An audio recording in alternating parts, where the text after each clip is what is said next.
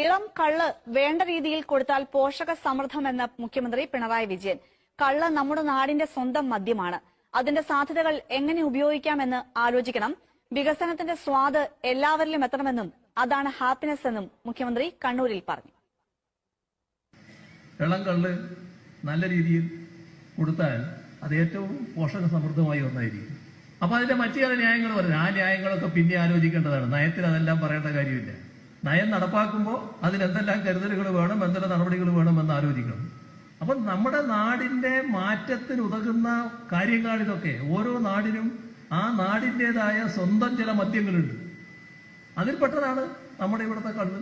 കേരളത്തിൽ കഴിഞ്ഞ സാമ്പത്തിക വർഷം റെക്കോർഡ് മദ്യവിൽപ്പന നടന്നുവെന്ന് വ്യക്തമാക്കി കണക്കുകൾ പുറത്ത്. 19,088.68 കോടിയുടെ മദ്യവിൽപ്പനയാണ് സംസ്ഥാനത്ത് 2023 നടന്നത്. 2022-23 ഇത് 18,510.98 കോടിയായിരുന്ന സ്ഥാനത്താണ് ഈ വർധനവുണ്ടായിരിക്കുന്നത്. മദ്യവിൽപ്പനയിലെ നികുതി വഴി സർക്കാർ ഖജനാവിലെത്തിയത് 16,609.63 കോടി രൂപയാണെന്ന് കണക്കുകൾ പറയുന്നു. 2022-23 ഇത് 16,189.55 കോടി രൂപയായിരുന്ന സ്ഥാനത്താണ് 400 കോടിയിലധികം നികുതി വരുമാനത്തിൽ വർധനവ് ഉണ്ടായിരിക്കുന്നത്.